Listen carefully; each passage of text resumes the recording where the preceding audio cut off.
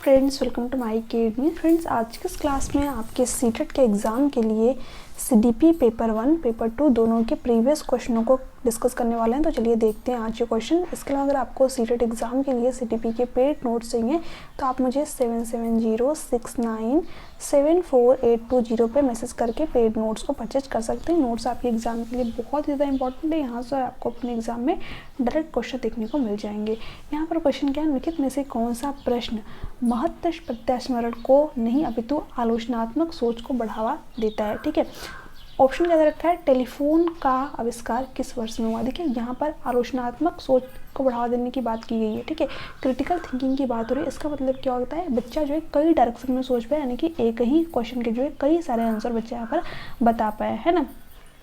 अगर आप बच्चे से ये पूछेंगे कि टेलीफोन का आविष्कार किस वर्ष में हुआ तो बच्चा यहाँ पर सिर्फ एक ही आंसर बता पाएगा, है ना। तो ये आपका क्रिटिकल थिंकिंग वाला क्वेश्चन नहीं है ना। भारत में कितने राज्य, जो डायरेक्ट क्वेश्चन होते हैं इसमें कि सिर्फ एक ही आंसर होते हैं, है ना। तो इसमें भी बच्चा सिर्फ एक ही आंसर बता पाएगा। तो ये भी आपका क्रिटिकल थिंकिंग वाला क्वेश्चन नहीं है ना। भारत का प्रथम प्रधानमंत्री कौन था, तो ये भी एक ही आंसर वाला क्वेश्चन, यानी कि क्लोज एंडेड वाला क्वेश्चन है। तो ये सारे ऑप्शन आपके नहीं होंगे, ये प्रत्यास्मरण यानी कि रटने वाले प्रश्न होते हैं, है ना। अब देखिए यहाँ पर डी ऑप्शन क्या है, जेंडर रूढ़िवादिता को चुनौती देने के लिए क्या विभिन्न तरीके हो सकते हैं। देखिए जहाँ पर मल्टीपल डायरेक्शन में सोचने की बात हो, ठीक है, विभिन्न तरीकों की बात हो, तो वहाँ पर क्या होता है, आपका क्रिटिकल थिंकिंग वाला वो क्वेश्चन होता है, यानी कि आलोचनात्मक सोच को बढ़ावा देने वाला क्वेश्चन होता है, क्योंकि बच्चा इस पर सोचेगा, अपनी थिंकिंग के अकॉर्डिंग यहाँ पर आंसर को प्रेजेंट करेगा। ठीक है, हर बच्चे का आंसर क्या होगा यहाँ पर अलग अलग होगा। तो डी ऑप्शन आपका करेक्ट ऑप्शन होता है। जैसे कि मान लीजिए कई बार बच्चों से ये क्वेश्चन पूछा जाता है कि अगर जो हमारा अर्थ है इस पर ग्रेविटेशनल फोर्स खत्म हो जाए तो क्या होगा। ठीक है, तो इस तरह के क्वेश्चन क्या होते हैं, बच्चे की क्रिटिकल थिंकिंग के बढ़ावा देते हैं। या फिर पूछा है कि पानी बचाओ के उपाय क्या हो सकते हैं, तो ये भी क्वेश्चन क्या हो जाएगा, क्रिटिकल थिंकिंग को बढ़ावा देने वाला क्वेश्चन हो जाएगा। ठीक है, आलोचनात्मक सोच को बढ़ावा देने वाला क्वेश्चन हो जाएगा, जिसमें बच्चे मल्टीपल आंसर दे पाए, वो क्या होता है, आपका आलोचनात्मक सोच को बढ़ावा देने वाला क्वेश्चन होता है। तो डी ऑप्शन करेक्ट है। आई होप कि ये क्वेश्चन आप लोग को यहाँ पर समझ में आया होगा। यहाँ पर क्वेश्चन क्या है, एक समावेशी कक्षा के संदर्भ में कौन सा कथन सही है। ठीक है, ऑप्शन क्या है, विद्यालयी पाठ्यचर्या तथा अन्य गतिविधियों में लड़कियों व अन्य वंचित समूह के बच्चों सहभागिता को प्रतिबंधित रखा जाता है। ये बात आपका यहाँ पर पूरी तरीके से गलत हो जाएगा। देखिए इंक्लूसिव एजुकेशन का मतलब ये होता है कि एजुकेशन फॉर ऑल, यानी कि सभी के लिए शिक्षा। और यहाँ पर कैसी एजुकेशन प्रोवाइड की जाती है, as per need education provide की जाती है। जिस बच्चे की जैसी ज़रूरत है उसके अकॉर्डिंग उसको जो है यहाँ पर चीज़ें भी प्रोवाइड की जाती है। तो यहाँ पर गर्ल हो या फिर बॉय हो, ठीक है, सभी को जो है एजुकेशन प्रोवाइड की जा रही है, प्रतिबंधित नहीं रखा जाता है। तो ये गलत है ना। फिर बी ऑप्शन क्या है, समावेशन से अन्य बच्चों की शिक्षा में बाधा व रुकावट आती है। ये तो बिल्कुल गलत है। जो समावेशन होता है इससे हर एक बच्चा सीखता है और उसको सीखने का एक कहीं ना कहीं अच्छा अपॉर्चुनिटी यानी कि अवसर प्रोवाइड होता है। तो ये भी गलत है आपका। सी क्या है, समावेशन के दौरान सभी बच्चों को उनकी पृष्ठभूमि और क्षमताओं में विभिन्नता होते हुए भी विद्यालय में संबोधित किया जाता है। बिल्कुल सही बात है। यानी जो बच्चे होते हैं अगर उनकी पृष्ठभूमि में कोई विविधता है, वंचित पृष्ठभूमि से बच्चा है या फिर जो है उसको कोई दिव्यांगता है ना, तो यहाँ पर हर एक बच्चे को जो है इंपॉर्टेंट माना जाता है और एज पर नीड एजुकेशन दी जाती है। ठीक है, एजुकेशन फॉर ऑल यही कहती है आपकी इंक्लूसिव एजुकेशन, यानी कि समावेशी शिक्षा। समावेशन का मतलब ये सबको समाहित करना, अपने अंदर इंक्लूड करना। तो आपका सी करेक्ट ऑप्शन हो जाएगा। समावेशन केवल विकलांगता से जूझते बच्चों से संबंधित ही होता है। देखिए ये गलत हो जाएगा। ठीक है, जो समावेशन होता है ये सभी बच्चों के लिए होता है, चाहे बच्चे गिफ्टेड हो, चाहे जो दिव्यांग हो, है ना, और बच्चा वंचित पृष्ठभूमि से हो, सभी के लिए एजुकेशन यहाँ पर प्रोवाइड की जाती है। तो ये गलत है। फिर नेक्स्ट क्या है, एक शिक्षिका वंचित समूह से आने वाले बच्चों का सफलतापूर्वक समायोजन किस तरह कर सकती है। उनके लिए अलग शंकाएं बनाकर, देखिए बच्चों को कभी भी अलग थलग नहीं करना है उनके पृष्ठभूमि के आधार पर, उनके जो है दिव्यांगता के आधार पर। ठीक है, तो ये तो गलत हो जाएगा कि उनको हम अलग जो है उनका एक शंकाएं बना दें, है ना, उनको अलग थलग कर दें। उनके लिए घर पर ट्यूशन लेना अनिवार्य करके, तो फिर बच्चा स्कूल में क्या करने आ रहा है ना, तो ये भी गलत हो जाएगा कि हम ट्यूशन के लिए उसको भेज दें। उनके सामाजिक व सांस्कृतिक परिवेश की उपेक्षा कर, यानी जो बच्चा जिस समाज और संस्कृति से आ रहा है, ठीक है, उसका हम मजाक उड़ाएं, है ना, इससे बच्चा अच्छा सीख पाएगा, बिल्कुल गलत है ना। उनमें अपनेपन की भावना पैदा करके और वो उनका आत्मविश्वास बढ़ाकर, जैसे कि मान लीजिए जो बच्चा है ना, अगर वो इस तरीके के समाज से आ रहा है जहाँ पर कोई पढ़ा लिखा नहीं है, ठीक है, वो बच्चा जो है समाज से निकल करके किसी स्कूल में एडमिशन लिया, तो यहाँ पर आपको इस तरीके के बच्चे के सामने एग्जाम्पल प्रेजेंट करने हैं। उन लोगों के एग्जाम्पल बच्चे के सामने रखने हैं जो लोग पहले से ऐसे रहे हों, ठीक है, और जो लोग अपने फील्ड में अच्छा कार्य किए हों। ठीक है, इससे क्या होगा, बच्चे का आत्मविश्वास बढ़ेगा, मोटिवेशन बढ़ेगा, उसको लगेगा कि मैं भी कुछ कर सकता हूँ। ठीक है, या फिर भी कुछ चीज़ों को सीख सकता हूँ। ठीक है, तो आपको बच्चे का आत्मविश्वास बढ़ा रहा है, ऐसा नहीं कि उसका आत्मविश्वास बिल्कुल डाउन कर देना कि अरे तुम वहाँ से आओ जहाँ पर कोई कुछ सीख ही नहीं सकता। ठीक है, तो इस तरह की चीज़ें नहीं करनी है, क्योंकि हर एक बच्चा जो है जिज्ञासु प्रवृत्ति का होता है, सीखना चाहता है चीज़ों को। डिपेंड करता है कि टीचर उसके सामने किस तरीके से चीज़ों को प्रेजेंट कर रहा है ना। तो यहाँ पर जो है डी ऑप्शन करेक्ट है कि उस बच्चे में हम क्या करेंगे, अपनेपन की भावना पैदा करेंगे कि हर एक बच्चा सीख सकता है। ठीक है, तुम भी सीख सकते हो, साथ साथ उसका क्या करेंगे, आत्मविश्वास बढ़ाएंगे, और जिस प्रकार की उसको ज़रूरत होगी उसको क्या करेंगे, चीज़ें भी प्रोवाइड करेंगे। तो डी करेक्ट है। फिर क्वेश्चन क्या है, निम्न में से कौन से कक्षीय प्रावधान एक विद्यार्थी जिसकी दृष्टि कम है अनुसार उपयुक्त समायोजन है, यानी कि ऐसे विद्यार्थी के लिए जो कि देखने में जो है पूरी तरीके से असमर्थ नहीं है, सिर्फ उसकी दृष्टि क्या है, कम है, यानी कि थोड़ी बहुत उसको चीज़ें विजुअली दिखाई दे रही हैं। प्रकाश के साथ आवर्धक लेंस का प्रावधान, बिल्कुल सही बात है, यानी हम क्या करेंगे, उस बच्चे को लेंस भी प्रोवाइड करेंगे ताकि बच्चा जो है मतलब थोड़ा बहुत चीज़ों को देख पा रहा था, और अगर हम उसको प्रकाश के साथ में आवर्धक लेंस प्रोवाइड कर देंगे तो इससे जो चीज़ों की क्लियरिटी है वो बढ़ जाएगी। तो ये बात बिल्कुल सही है, ये तो करना चाहिए, है ना। ब्लैक बोर्ड के कार्य को मौखिक व्याख्यान द्वारा परिशिष्ट करना, मान लीजिए बच्चा जो है ब्लैक बोर्ड पे सही तरीके से देख नहीं पा रहा, उसको चीज़ें चमक रही हैं, तो यहाँ पर जो टीचर है वो क्या करे, मौखिक रूप से व्याख्यान प्रोवाइड कर दे, क्योंकि बच्चा वहाँ पर जो चीज़ें उसको स्पष्ट नहीं हो रही थी उसको सुनकर सीख जाएगा। ठीक है, तो यहाँ पर ये भी सही तरीका है, क्योंकि बच्चे को देखने में दिक्कत आ रही है बट सुनने में थोड़ी दिक्कत है ना, तो बच्चा सुन करके यहाँ पर चीज़ों को सीख सकता है। तो पहला और सेकेंड तो आपके ऑप्शन में यहाँ पर होना चाहिए। ठीक है, अब ऑप्शन को भी हम लोग यहाँ पर चेक कर लेते हैं, है ना। अब देखिए यहाँ पर इस ऑप्शन में पहला दे ही नहीं रखा है, तो ये ऑप्शन आपका पहले ही कट गया, क्योंकि दोनों ऑप्शन आपके यहाँ पर सही थे। ठीक है, फिर हम देखते हैं यहाँ पर सेकंड दे रखा है, तो ये ऑप्शन आपका सही होना चाहिए। ठीक है, फिर यहाँ पर देखिए इसमें भी सेकंड नहीं दे रखा है, तो ये दो ऑप्शन तो आपके पहले ही एलिमिनेट हो गए, यानी कि ये दो ऑप्शन आपके नहीं होंगे यहाँ पर, है ना। अब देखिए सेकंड इसमें भी दे रखा है और सेकंड इसमें भी दे रखा है, यानी कि सेकंड तो हमारा सही है ही, है ना। तो हम क्या करेंगे, सिर्फ थर्ड या फोर्थ में से किसी एक को चेक कर लेंगे। बहुत से दृश्य प्रस्तुतिकरण देना, यानी कि बच्चा जो है जो कि देखने में थोड़ा बहुत असमर्थ है, उसको हम क्या करेंगे, बहुत सारे दृश्य बच्चे के सामने प्रेजेंट करेंगे। तो ये बिल्कुल गलत तरीका हो जाएगा, जब बच्चे को क्लियरिटी उतनी अच्छी तरीके से है ही नहीं, तो उसके सामने आप कितना भी दृश्यात्मक अच्छी चीज़ें प्रस्तुत कर दें, बच्चे के लिए वो इंपॉर्टेंट नहीं रह जाएंगी। तो ये गलत दे रखा है, ये आपके ऑप्शन में नहीं होना चाहिए, क्योंकि आपको इसमें दे रखा है। तो ये तीन ऑप्शन आपके यहाँ पर नहीं होंगे, यहाँ पर एक ही ऑप्शन बचता है, डी ऑप्शन। तो डी ऑप्शन आपका करेक्ट ऑप्शन हो जाएगा। यहाँ पर फोर्थ क्या रखा है, काम पूरा करने के लिए अतिरिक्त समय देना। सिंपल सी बात है, जो लोग दिव्यांग होते हैं, है ना, उनको आप देखेंगे तो एग्जाम में भी कुछ एक्स्ट्रा टाइम दिया जाता है। तो इन बच्चों को, क्योंकि ये सामान्य बच्चे से थोड़े से अलग हैं, है ना, एक्स्ट्रा टाइम जो है यहाँ पर दिया जाना चाहिए। ये भी बात आपका सही है, तो डी ऑप्शन करेक्ट ऑप्शन हो जाएगा। ओके, फर्स्ट, सेकंड और फोर्थ। फिर क्वेश्चन क्या है, शिक्षक बच्चों को रचनात्मक रूप से सोचने के लिए कैसे प्रोत्साहित कर सकते हैं। उन्हें किसी समस्या को हल करने के लिए विभिन्न तरीकों के बारे में सोचने के लिए कहना, बिल्कुल सही बात है। मैंने क्या बोला, जब भी रचनात्मक, है ना, या फिर क्रिएटिविटी की बात की जाए, क्रिटिकल थिंकिंग की बात की जाए, तो यहाँ पर जो बच्चे हैं वो क्या करेंगे, मल्टीपल डायरेक्शन में सोचेंगे, है ना, विभिन्न तरीकों से सोचेंगे, है ना। जिस भी ऑप्शन में विभिन्न तरीकों की बात की जाए, ठीक है, या फिर बच्चे से इस तरीके के क्वेश्चन पूछे जाएँ जिसमें कि बच्चा जो है अनेक डायरेक्शन में सोच पा रहा है, तो वो ऑप्शन क्या होता है, आपका सही होता है। तो फर्स्ट ऑप्शन करेक्ट है, क्योंकि यहाँ पर विभिन्न तरीकों के बारे में सोचने के लिए कहा गया है। उन्हें उत्तर रटने के लिए कहकर, यानी कि बच्चा जो है सिर्फ उत्तरों को रट ले, ये बिल्कुल गलत तरीका होता है। इसमें बच्चे की क्रिएटिविटी थोड़ी आ रही है, जो आपने उसको बताया सिर्फ बच्चा वही रट करके बता दे रहा है आपको। प्रत्येक मिनट पर आधारित प्रश्न पूछ कर, यानी जो उसने रटा है उसी पर आधारित जो है आप प्रश्न पूछ रहे हैं, ज़्यादातर टीचर यही करते हैं, तो ये गलत हो जाएगा आपका। बहुविकल्पी प्रश्न देकर, देखिए जो बहुविकल्पी टाइप के जो क्वेश्चन होते हैं ना, इसमें बच्चे की क्रिएटिविटी सामने नहीं आती, क्योंकि जो उसने पढ़ा है, जो उसको याद होगा, सिर्फ वो उसी का आंसर बता। जैसे कि अभी कुछ देर पहले क्वेश्चन था ना कि भारत की जो है राजधानी क्या है, भारत में कितने राज्य, तो वहाँ पर आपको 4 ऑप्शन दे देगा। ठीक है, तो उसमें से कोई एक ही ऑप्शन आपको बताना रहेगा, तो ये क्या हो जाएगा, रोड मेमोराइजेशन पर आधारित क्वेश्चन हो जाएंगे। तो ये आपका नहीं होगा, ये 3 आपके गलत है, फर्स्ट करेक्ट है। ओके, फिर क्वेश्चन क्या है, एक समावेशी कक्षा में कौन सा शिक्षा शास्त्र विद्यार्थियों के सीखने में बाधक होगा। ठीक है, देखिए यहाँ पर क्या पूछा है, कौन सा बाधक होगा। ठीक है, हेल्प करेगा ये नहीं पूछा है, सहायक होगा ये नहीं पूछा है, कौन सा बाधक होगा इसके बारे में पूछ रखा है। सहयोगात्मक अधिगम, बच्चे को हेल्प करेगा, यानी जब बच्चा एक दूसरे से चीज़ों को सीखेगा, है ना, आपस में सहयोगात्मक अधिगम करेगा। ठीक है, उस अपने फ्रेंड से भी कुछ चीज़ों को शेयर करेगा, उनसे भी कुछ चीज़ों को सीखेगा, तो ये तो हेल्प करेगा, तो ये तो नहीं होगा। परवाह व समानुभूति पर आधारित कक्षा संस्कृति, देखिए अगर यहाँ पर सहानुभूति दिया होता ना, तब ये ऑप्शन गलत हो जाता। समानुभूति की भावना जो बच्चों के प्रति रखनी है, समानुभूति का मतलब क्या हो गया कि हाँ, जैसा बच्चा फील कर रहा है उसकी जगह पर खुद को रख करके देखना, यानी कि समानुभूति, उसके समान, ठीक है, सोचना, फील करना, ठीक है, यानी कि सहानुभूति दिखाना कि अरे ये बच्चा तो विकलांग है, ठीक है, बेचारे के साथ में बहुत गलत हुआ। तो ये बहुत ही गलत तरीका होता है, इससे जो बच्चे के ऊपर निगेटिव इम्पैक्ट पड़ता है, उसको लगता है कि मैं दूसरे बच्चों से अलग हूँ, है ना, फिर वो चीज़ों को सीखना नहीं चाहता है। तो ये गलत है, समानुभूति की भावना आपको रखनी, ये बात आपकी सही है, तो ये भी गलत हो जाएगा।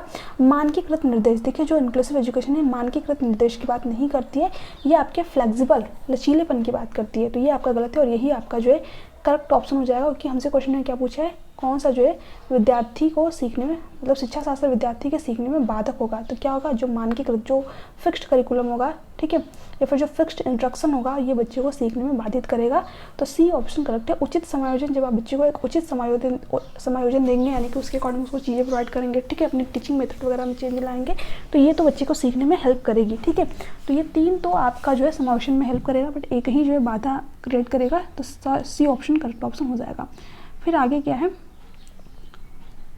प्रभावशाली शिक्षण कब होता है, जब व्यक्तिगत भिन्नताओं को अनदेखा व खारिज किया जाए। देखिए मैंने क्या बोला, जो बच्चे के अंदर जो इंडिविजुअल डिफरेंसेस है, इंडिविजुअल डिफरेंसेस का मतलब क्या हो गया कि हर एक बच्चा अपनी योग्यता के आधार पर दूसरे बच्चे से अलग होता है, अपनी जो है तर्क शक्ति के आधार पर अलग होता है, यानी कि हर एक चीज़ में क्या होती है, विभिन्नताएँ होती है बच्चे के सोचने, समझने, तर्क करने में, ठीक है।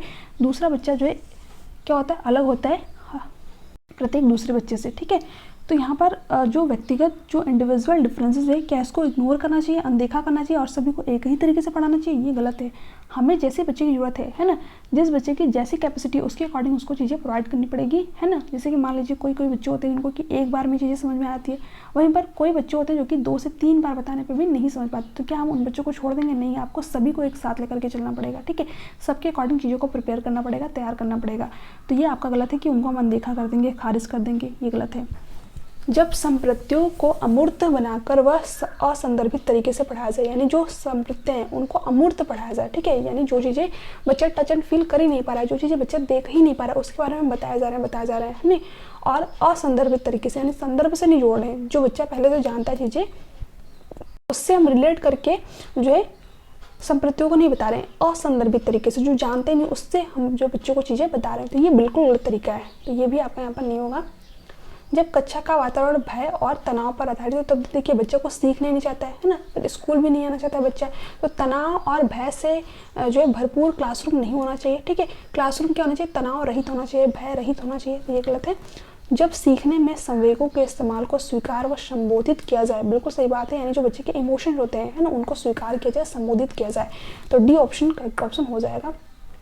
फिर आगे है, जब शिक्षक के WL नीति, जिसमें विद्यार्थी को भिन्न सोच के लिए प्रेरित किया जाता है, वह क्या जानते हैं, वह जब जानना चाहते हैं, तब उन्होंने विषय के अंत में क्या सीखा अपनाते हैं, तब वह किन कौशलों को बढ़ावा दे रहा है, अधिसंज्ञान, याद रखना व प्रत्यास्मरण, अनुकरण, अनुबंधन। देखिए यहाँ पर जब भी बच्चा थिंकिंग के ऊपर थिंकिंग करे, है ना, तो वो किसके अंतर्गत आता है, मेटा कॉग्निशन, जिसमें कि भिन्न सोच के लिए प्रेरित किया जाता है, ठीक है। और यहाँ पर यही दे रखा है कि वह क्या जानते हैं, वह जब जानना चाहते थे तथा उन्होंने विषय के अंत में क्या सीखा। जैसे कि मान लीजिए आपने कोई चैप्टर पढ़ा, ठीक है, फिर आपने उसके अंत में क्या सीखा, ठीक है, तो आप क्या कर रहे हैं, अपनी थिंकिंग के ऊपर थिंकिंग कर रहे हैं, जो आपने पढ़ा उसके बारे में आप कितना बता पा रहे हैं, आपने क्या सीखा, ठीक है। तो यहाँ पर वो किसको बढ़ावा दे रहा है, अधिसंज्ञान को, मेटाकॉग्निशन को, तो फर्स्ट ऑप्शन करेक्ट है।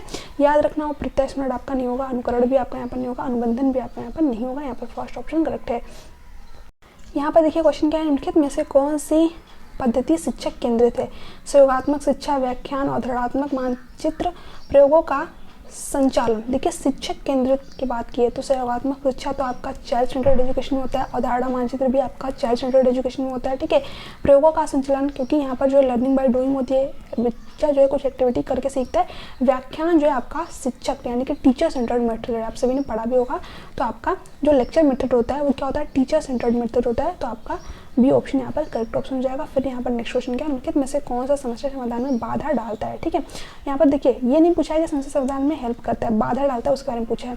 समस्या समाधान में शामिल चरणों के बारे में बोलकर सोचना, सुलझाए हुए उदाहरणों पर चिंतन करना है। देखिए ये तो बात बिल्कुल सही है, ये तो हेल्प करेगी, तो ये नहीं होगा। समस्या का प्रतिनिधित्व करने के लिए एक तरीके पर अटक जाना, यही क्या करेगा, बाधा डालेगा, है ना। जैसे कि मान लीजिए आपके सामने कोई समस्या रखी गई है ना, आप किसी भी समस्या को एक ही तरीके से बार बार सॉल्व किया जा रहा है ना, क्या ये सही तरीका है, ये क्या करेगा, आपके जो प्रॉब्लम है उसको सॉल्व नहीं कर रहे हो, कि सिर्फ आप एक ही तरीके के बारे में सोच रहे हैं। जब तक आप मल्टीपल डायरेक्शन में यानी कि मल्टीपल तरीकों के बारे में नहीं सोच पाएंगे, तब तक जो आपकी समस्या है वो सॉल्व नहीं होती है। तो यहाँ पर दे रखा है एक ही तरीके पर अटक जाना, ये क्या करेगी, समस्या समाधान में बाधा डालेगी। तो सी ऑप्शन आपका करेक्ट है। साथियों के साथ विचार मंथन और चर्चा करना, जैसे कि मान लीजिए कोई समस्या है, ठीक है, आप उसको सॉल्व नहीं कर पा रहे हैं, फिर आपने अपने साथी के साथ में वो समस्या शेयर की, विचार मंथन किया कि किस तरीके से सॉल्व कर रहे हैं, है ना। तो जो आप सोच रहे हैं, हो सकता है कि जो आपका साथी है आपसे कुछ डिफरेंट सोचे, सिंपल सी बात है, इंडिविजुअल डिफरेंसेस है तो डिफरेंट सोचेगा ही, अलग सोचेगा ही, कुछ अलग तरीके आपको बताएंगे, है ना। तो यहाँ पर विचार मंथन और चर्चा से क्या होता है, समस्या समाधान के कई सारे जो है अपॉर्चुनिटी यानी कि तरीके यहाँ पर मिलते हैं। समस्या समाधान में शामिल चरणों के बारे में बोलकर सोचना, यानी कि बोलकर सोचना कि कौन कौन सी हमारे सामने समस्या है। तो कहीं ना कहीं इससे क्या होता है, हमारे माइंड में सोल्यूशन जो है कई सारे देखने को मिलते हैं। तो यहाँ पर एक ही बात गलत है, ठीक है। तो सी ऑप्शन करेक्ट ऑप्शन हो जाएगा। फिर आगे है, स्वयं को एक ज्ञाता के रूप में समझने की क्षमता क्या कहलाती है। तो ये भी क्या है, आपका मेटाकॉग्निशन होता है, ठीक है। तो यहाँ पर बी करेक्ट है। अनुकूलन ये आपका जीन पैसे द्वारा दिया गया एक वर्ड है। नियमन अनुकरण ये आपका नहीं होगा, ठीक है। फिर आगे है, छात्रों में अपनी सोच में वैचारिक परिवर्तन करने के लिए सक्षम बनने के लिए एक शिक्षक को व्याख्यान प्रणाली से स्पष्टीकरण करना चाहिए। बिल्कुल गलत है ना। जो व्याख्यान प्रणाली है बहुत ही ज़्यादा मतलब एक इफेक्टिव जो है तरीका नहीं रहा। इसमें जो बच्चे हैं सिर्फ चीज़ों को सुनते हैं, ठीक है, बच्चे एक्टिव होता ही नहीं है।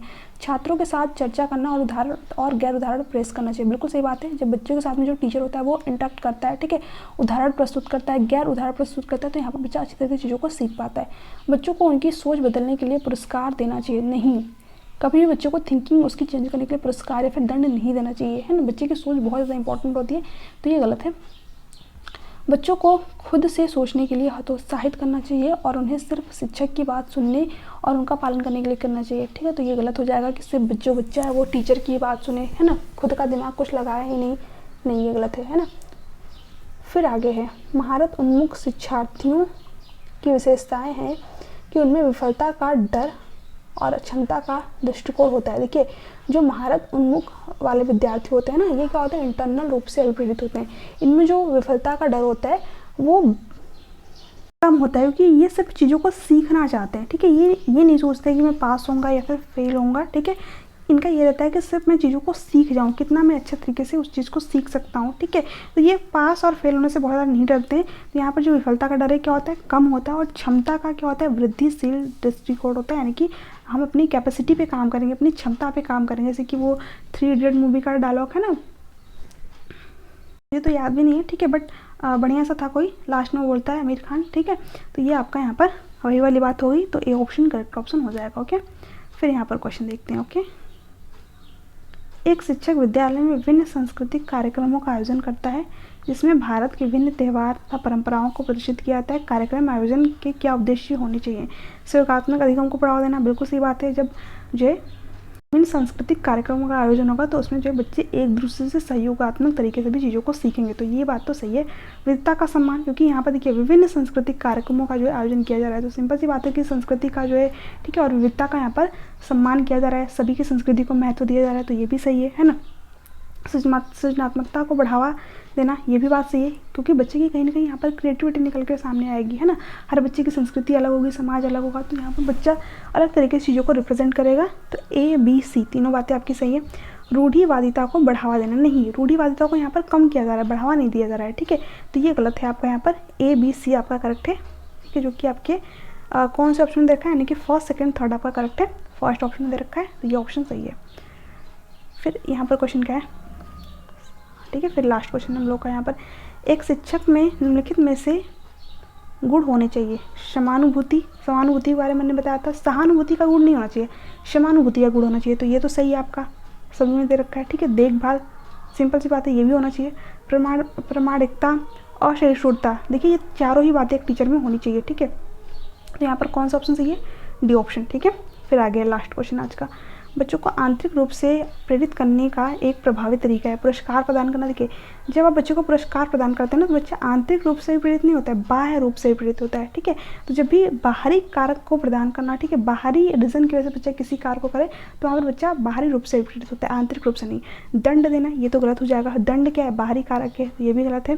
सीखने का ऐसा माहौल बनाना जो अपनेपन और श्वेतता की भावना को बढ़ावा देता है, यानी कि जिसमें जो बच्चा है वो अपनेपन की भावना को समझे, ठीक है, साथ साथ वो बच्चा अपने आप को स्वतंत्र समझे, यानी कि उसको लगे कि जो जिस फील्ड में वो कार्य करना चाहता है उसमें जो है उसको महत्व दिया जा रहा है, ठीक है, उसकी सीखने की क्षमता को जो है बढ़ावा दिया जा रहा है, तो ये सही है, ठीक है।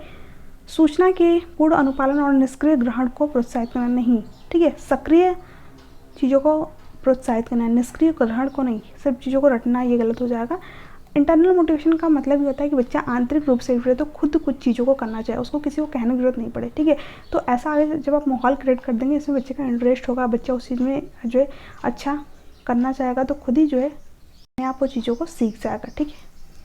तो ये थे आज के आपके कुछ क्वेश्चन कैसे लगे नीचे कमेंट सेक्शन में कमेंट करके जो बताइएगा। जो भी आपके 10-12 क्वेश्चन रहे हो, ठीक है, आपके इसमें से कितने क्वेश्चन सही हुए ये भी कमेंट सेक्शन में कमेंट करके जो बताइएगा। और देखिए इस क्लास को जो PDF है ना आप सभी को डेली मैं टेलीग्राम चैनल पर प्रोवाइड कर देती हूँ, टेलीग्राम चैनल को जरूर ज्वाइन कर लीजिएगा। वहाँ पर आपको सभी टीचिंग एग्जाम से रिलेटेड इंपॉर्टेंट अपडेट, ठीक है, क्लासेस प्रोवाइड हो जाती हैं।